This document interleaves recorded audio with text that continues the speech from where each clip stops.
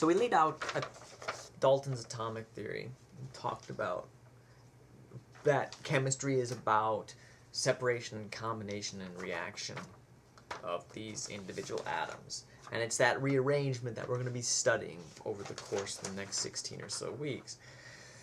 So these 118 or so elements that we have to deal with are our bread and butter.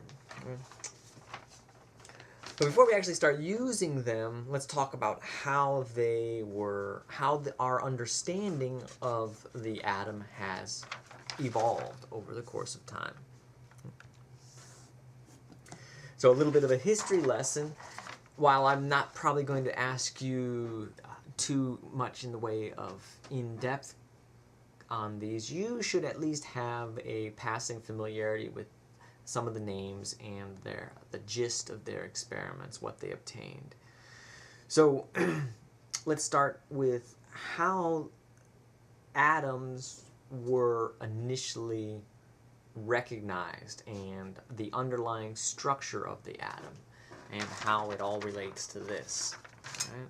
So,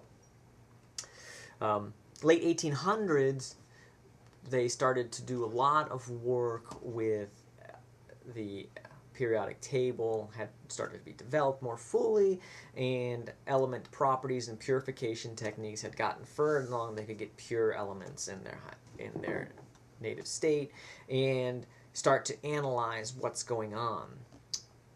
And one of the things they found is that if they take a long glass tube and they put some elements in it and then they evacuate it and remove all the air and then they zap it with high voltage, that they would actually get current flow. Now this was kind of weird, like some of the other experiments we've talked about in the past. A vacuum shouldn't conduct electricity, but here what they are seeing is a conduction of electricity. And they were wondering what the heck was going on. And so they put a phosphor in there, something that glows. And what they saw is that there was this ray that had developed. They called it the cathode ray because it streamed from the cathode. And it turns out that this cathode ray was something that was being ejected from the cathode, or depending on how you look at it, pulled from the cathode. And its properties didn't matter what type of element was used as the cathode. Every single element had its same, produced the same type of ray. And they started to play some games with this. Do a search on YouTube for cathode ray tubes. You can actually see people working with these. They're actually pretty slick. So J.J. Thomson came along, and one of the things that he did was he started to measure the behavior of the cathode ray. And what he was able to do with that is to determine that the cathode ray was an electron.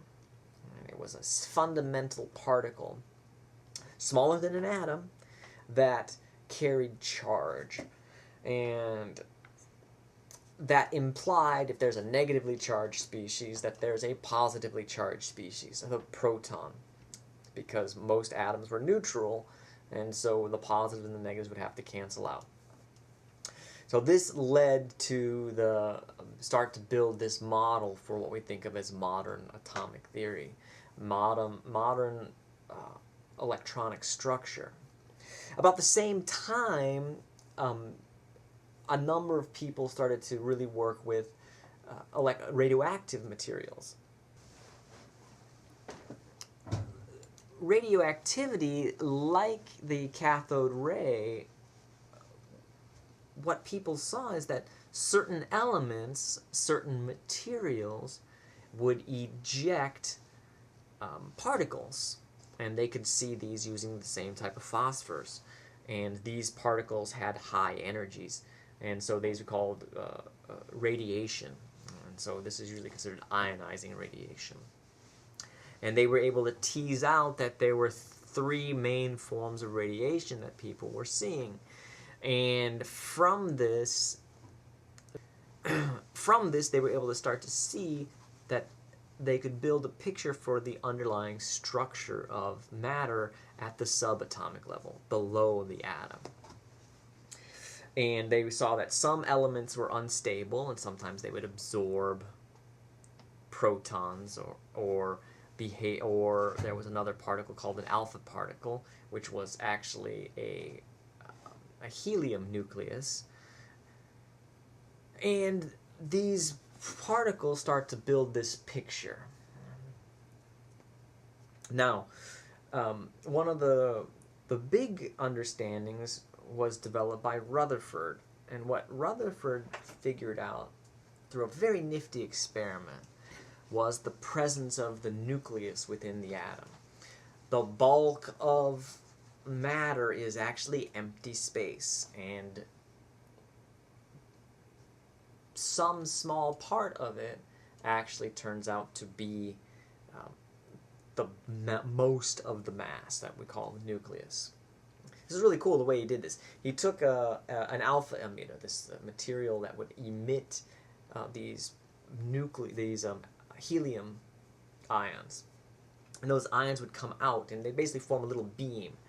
And what they were doing is they were just putting sheets of metal in between that beam and looking at the properties. And what he found is when he put a ring of detectors around the sample is that every now and again some of the particles that were being emitted would end up bouncing back. They would reflect, and they would, rather than driving through the foil, usually it was a gold foil, but then driving through the foil it would bounce back. And so the analogy that Rutherford used was, it was kind of shocking, like shooting a cannon at a piece of tissue paper and having the cannonball bounce back. And what this told Rutherford was that a small percentage of was mass and the rest of it wasn't. There's a really cool experiment that you could do. You can actually measure the size of the nucleus from these reflections compared to the size of the atom. And you can actually mock this up using ping pong balls. Hang some ping pong balls on string, and you have a bunch of people throw ping pong balls, and every now and again these ping pong balls will bounce back, and from the percentage that bounce back you can get an idea of how big the nucleus is compared to the size of the atom. And the nucleus is very, very small compared to the size of the atom. So now we have this nucleus, and it turns out that that nucleus, because of its nature, had to be positively charged. And so we now have this negatively charged component, and then this positively charged component, which is within the nucleus, what we call the protons and the electrons. The electrons are the negatively charged species, and the protons are the positively charged species. And lastly, we have the neutron. This was discovered by Chadwick, and what they were doing is, what Chadwick was doing is he was looking at alpha particles again bombarding beryllium, and every now and again the beryllium would release some high energy component that looked like it was behaving like a proton, except it didn't seem to deflect in a magnetic field or electric field. And this led him to postulate the idea of the neutron. The neutron is a neutral charged particle that has a mass of about the same as a proton. And these three particles are what make up most matter. So we have the proton. All right. These are subatomic particles, particles that are smaller than the atom. We have the proton, given the symbol P, usually, or P plus, small p, not big P, little p. And the electron, and the neutron. Again, all small letters.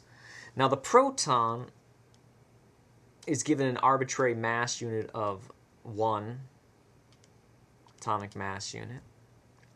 And the neutron is a little bit heavier, but also approximately 1 AMU. This one has a fundamental charge of +1. This one has no charge, 0 charge.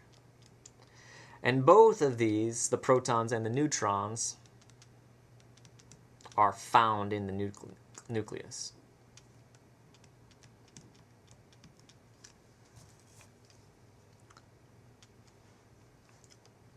The electron, on the other hand, it weighs approximately 1/2000th of an AMU. And it has a -1 charge. So for all intent and purposes, the electron has no substantial mass. It's almost massless. So even for the heaviest atoms, the sum of all the electrons is paltry compared to the overall mass of the atom. They don't even total up to 1/10 of 1% of the mass.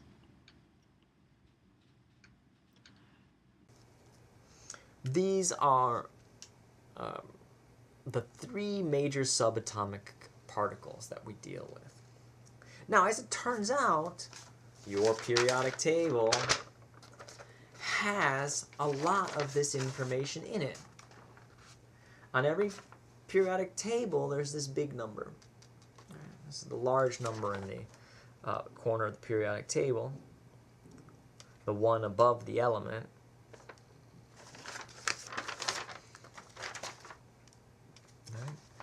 That represents the atomic number, Z. It turns out Z is equal to the number of protons present in the element. So, looking at the periodic table, you can actually see the number of protons. So we can look at aluminum and see that aluminum has 13 protons. What this means is that in the neutral atom, the number of protons is exactly enough to cancel out the number of electrons. So these 13 protons reside within the nucleus. The 13 electrons reside outside the nucleus. Now, just as a matter of scale, if the nucleus was the size of a baseball, the electrons would reside in an area the size of a baseball field, sort of like Wrigley's Field, compared to the pitcher's mound on Wrigley's Field. So the nucleus is incredibly small compared to the volume that the electrons share with it. So the electrons exist on the periphery, on the outside. So we can think of the electrons as existing in sort of an arrangement around the nucleus. In fact, though, this is actually grossly out of scale. You wouldn't even be able to see the spot that would represent the nucleus even if this was drawn to scale. So the electrons reside outside, whereas the protons and neutrons reside within the nucleus. So what makes an element an element is the number of protons. Every single element has a different number of protons. Vanadium has 23, cobalt has 27 protons. And so we can get that information right from the periodic table. Now, that also tells us the number of electrons in the neutral atom. Nowhere on the periodic table, though, is the number of neutrons. That has to be told to us. Additionally, unlike what Dalton says regarding that all elements are the same, all elements of a given type are the same, it turns out that elements can have a variation in the number of neutrons found in them. These are called isotopes. Isotopes have a variable number of neutrons. For instance, there's 3 major isotopes of carbon. There's a carbon, which has 6 protons and 6 neutrons and 6 electrons in its native state. But there's also an isotope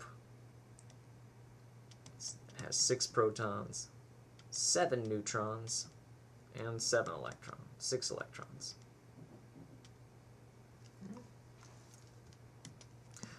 Now, how do we distinguish isotopes? Well, we usually do it by what we call the mass number.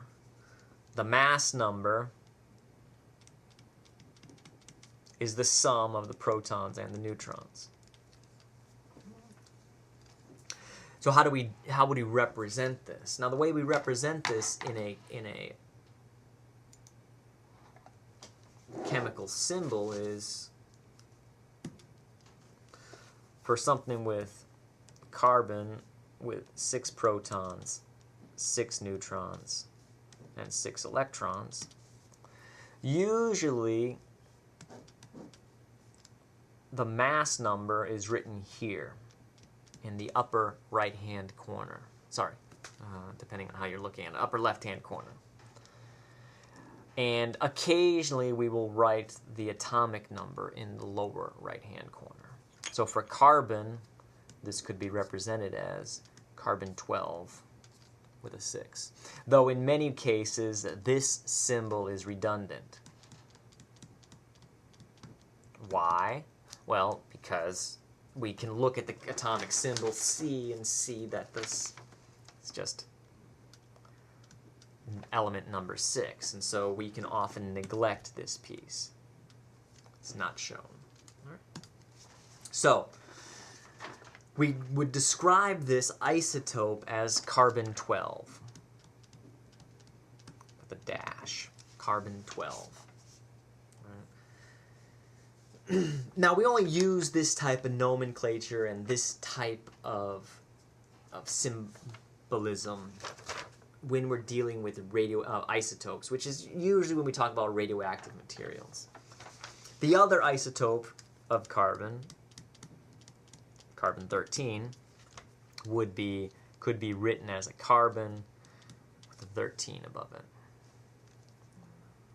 Now, we could also include the 6 if we so desire. And what's nice is that from the mass number and the number of protons, if you subtract them, that gives you the number of neutrons. So that's often why you see it written in this sort of fashion, because when you deal with radiochemistry, subtraction is the easiest way to get the number of neutrons. So, very limited. We don't often use that. But isotopes exist. In fact, many elements have more than one isotope. Some of the lighter ones don't. But typically, those isotopes are present in small quantities in the lighter elements. But as you get into the heavier elements, you can actually get distributions. And so the mass that we see written on the periodic table, the number in the lower portion of the symbol, is an average mass of all of the carbon, all of the silicon in our local universe. So